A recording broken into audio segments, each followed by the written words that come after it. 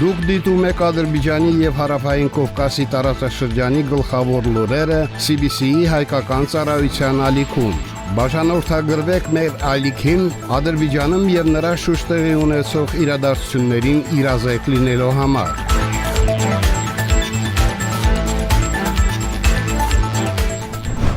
Այսօր ապրիլի 13-ն է, օրվա կարևոր լուրերը CBC հայկական ծառայության եթերում։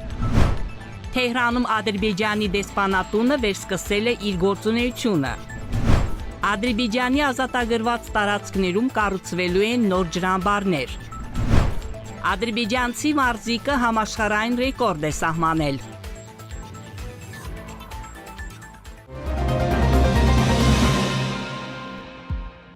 Ապրիլի 12-ին Իրանի Իսլամական Հանրապետությունում Ադրբեջանի դեսպանատունը վերսկսել է իր գործունեությունը։ Այս մասին ասված Ադրբեջանի արտաքին քաղաքական գերատեսչության տարածած հաղորդագրության մեջ։ Նշվում է, որ սկզբնական շրջանում դեսպանատունը կգործի սահմանափակ թվով դիվանագիտական եւ վարչական անձնակազմով։ Հաշվի առնելով անվտանգության եւ կազմակերպչական հարցերը նախատեսվում է դեսպանատան գործունեության աստիճանական կարգավորում։ Իրանում Ադրբեջանի դեսպանատան գործունեության վերսկսումը ռազմական գործողությունների դադարեցումից եւ երկշաբաթյա հրադադարի հայտարարումից կարճ ժամանակ անց ցույց է տալիս, թե որքան մեծ կարևորություն է տալիս Ադրբեջանը հարևան եւ բարեկամ Իրանի հետ հարաբերություններին։ Պաշտոնական Բաքուն վերահաստատում է իր աջակցությունը տարածաշրջանում կայուն խաղաղության եւ կայունության ապահովման ուղղված նախաձեռնություններին։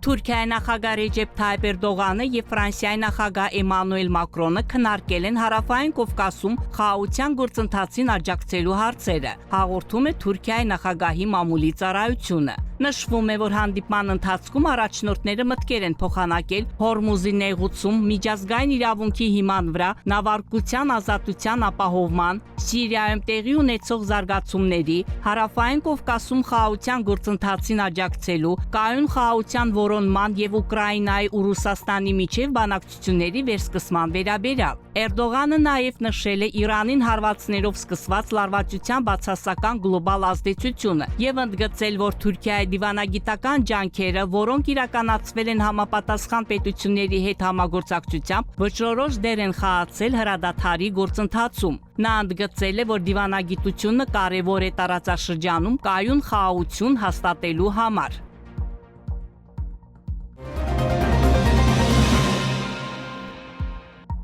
Թուրքիայի արտաքին գործերի նախարար Հական Ֆիդանը հեռախոսազրույցություն ունեցել իր պակիստանցի գործընկեր Իսակ Դարի հետ։ Ըստ թուրքական լրատվամիջոցների հեռախոսազրույցի ընթացքում կողմերը քննարկել են Իսլամաբադում Իրանի եւ ԱՄՆ-ի պատվիրակությունների միջև կայացած բանակցությունները։ Նշենք, որ միջուկային ծրագրի շուրջ Միացյալ Նահանգների եւ Իրանի միջև կոնկրետ արդյունքների բացակայության պատճառով Միացյալ Նահանգները եւ Իսրայելը փետրվարի 28-ին ավիահարվածներ են հասցրել Իրանին, իսկ Իրանը նույն օրը հրթիռային եւ անօթաչու թռչող սարքերով հարվածներ է հասցրել Իսրայելին եւ տարածաշրջանում գտնվող ԱՄՆ օբյեկտներին։ Ապրիլի 7-ին Պակիստանի միջնորդությամբ համաձայնեցվել է երկշաբաթյա հրադադար։ Ապրիլի 11-ին Իսլամաբադում Միացյալ Նահանգների եւ Իրանի միջև կայացած բանակցություններն ավարտվել են առանց համաձայնության։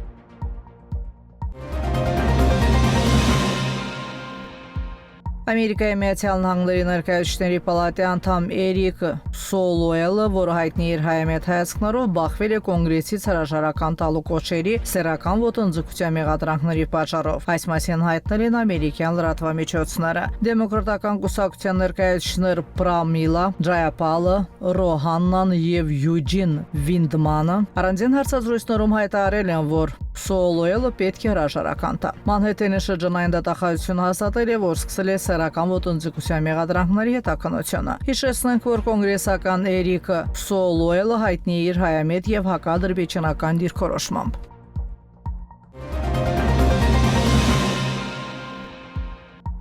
Ուսումնասիրվում են ազատագրված տարածքների հարուստ ջրային պաշարները Բաքվի ջրամատակարարման համար օգտագործելու հնարավորությունները։ Այս մասին հայտարարել է Ադրբեջանի ջրային պաշարների պետական գործակալության նախագահ Զաուր Միքայլովը։ Նա նշել է, որ Ադրբեջանի ջրային պաշարների մոտավորապես 70%-ը գալիս է անդրսահմանային գետերից, իսկ 30%-ը կազմում են ներքին ջրային ռեսուրսները եւ այդ 30%-ի մեծ մասը բաժին է ընկնում Ղարաբաղի շրջանին։ Այսինքն Ղարաբաղը համարվում է ջրային պաշարների հիմնական աղբյուրներից մեկը։ Սուգովուշանի եւ Սարսանգի ջրամբարները զգալի դեր են խաղում տարածաշրջանում։ Սարսանգի ջրամբարի վերանորոգումը կսկսվի այս տարի, որից հետո այդ պաշարները կօգտագործվեն Արանի շրջանի ավելի քան 100,000 հեկտար վարելահողերի ոռոգման համար, ասել է Զաուր Միքայելովը։ Գերատեսչության ղեկավարը նաև նշել է, որ տարածաշրջանում իրականացվում են ջրամատակարարման նոր նախագծեր։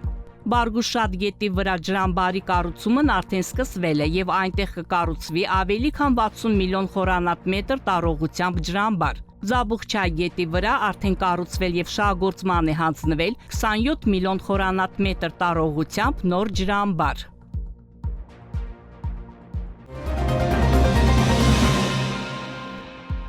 Ադրբեջանցի սեղանի թենիս Նիհատ Մամեդովը գրանցվել է Գինեսի ռեկորդների գրքում։ Ազգային հավաքականի անդամը ռեկորդը սահմանել է Շուա մարզահամալիրում։ Այսպես նա գերազանցել է մեծ հեռավորությունից գնդակը խաղադաշտ դուրս բերելու համաշխարհային ռեկորդը։ Նախորդ ռեկորդը, որը պատկանում էր թուրք մարզիկ Օսման Գյուրջուին, 16.7 մետր էր։ Մամեդովը կարողացել է դա անել 17 մետր հեռավորությունից։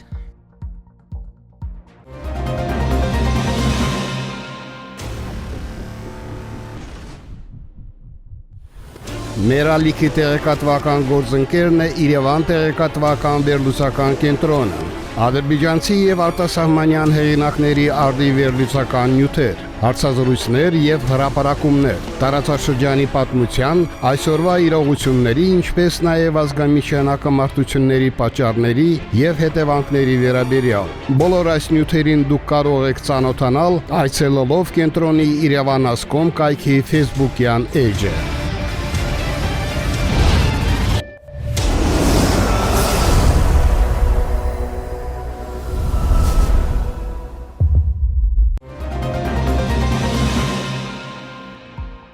Ապրիլի 10-ից 12-ը խաղաղության կամուրջ նախաձեռնության շրջանակներում Ադրբեջանի Գաբալա քաղաքը դարձել էր հայ-ադրբեջանական քաղաքացիական երկխոսության հարթակ։ Այստեղ անցկացվել է երկում կլոր սեղան, երկու երկրների քաղաքացիական հասարակության ներկայացուցիչների մասնակցությամբ։ Հատկանշական է, որ հայկական պատվիրակությունը Ադրբեջան էր ժամանել ցամաքային ճանապարհով, անցնելով արդեն պաշտոնապես սահմանազատված եւ սահմանագծված հատվածով, ինչպես նաեւ անցնելով սահմանային եւ սահմանագրային վերահսկողության բոլոր անհրաժեշտ ընթացակարգերը։ Նշեմ, երկօրյա երկխոսությունը Երևանում ավարտվեց մամուլի ասուլիսով, որի ժամանակ քաղաքացիական հասարակության ներկայացուցիչ Արեգ Քոչինյանը եւ մյուս անդամները ամփոփեցին 4-րդ հանդիպման արդյունքները։ Գնահատմամբ այս այցելությունները նպաստում են խաղաղության օրակարգի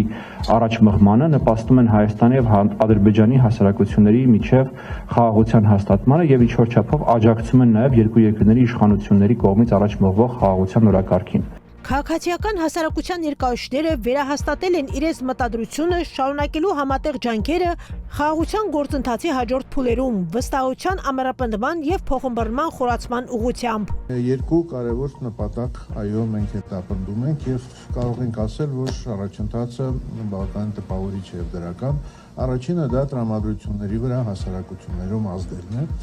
եւ մեր ադրբեջանցի գործընկերները ներկայացրել են, թե ինչպիսի տարաբնույթ արձագանքներ կան ընդհանրապես խաղաղության եւ հարաբերությունների նորմալացման գործընթացի նկատմամբ, նշում էին 4 խմբեր, սկսած նրանցից, ովքեր ողջունում են հիմնականում գործընթացը Երևանի եւ Բաքվի միջեւ։ Քաղաքացիական հասարակության ներկայացուցիչների միջև երկխոսությունը տեղի ունենում Ադրբեջանի, Հայաստանի եւ Միացյալ Նահանգների առաջնորդների 2025 թվականի օգոստոսի 8-ին Վաշինգտոնում կայացած Եռակոմ գագաթնաժողովում համաձայնեցված խաղաղության օրակարգի շրջանակներում։ Օրագիր նյութի թղթակիցը հարցում է անցկացրել Երևանի փողոցներում պարզելու քաղաքացիների վերաբերմունքը քաղաքացիական հասարակության ներկայացուցիչների Բաքու կատարած այցի նկատմամբ։ Հարցումները ցույց են տալիս, որ այն պահին, երբ Ադրբեջանի եւ Հայաստանի ղեկավարները փորձում են առաջ մղել խաղաղության օրակարգը եւ ստեղծել համակեցության պայմաններ, կան մարդիկ, որոնք մերժում են այդ ուղղությունը։ Միևնույն ժամանակ քաղաքացիների շրջանում կան նաեւ խաղաղության կողմնակիցներ։ Քանի Ալեն Սիմոնյանը, Նիկոլը այդտեղ են, այտենց բաներ հայել կլինեն։ Ոչ իհարկե պատահական չէ։ Երկստեք որոշման արդյունք է ըստ հայկական իմ տեսակետի անընդունելի։ Ճիշտ են արել, որ գնացել են։ Ինչու՞։ Գիտեմ ինչու։ Խաղաղությունը պետք է խաղաղություն լինի, խաղաղ բառից ելնելով։ Իսկ այն ինչ որ հիմա է կատարվում, ես դեմ չեմ, գնացել են, թող գնան։ Գուցե ինչ-որ մի բան լինի։ Մենք խաղաղության աղավնի ենք։ Ամեն ինչ լավ կլինի։ Աշխատենք լավ բանը տեսնել, որպեսզի լավ լինի։ Ինչքան վատը տեսանք, այնքան վատա լինելու։ Դուք հավատում եք խաղաղությանը։ Իհարկե։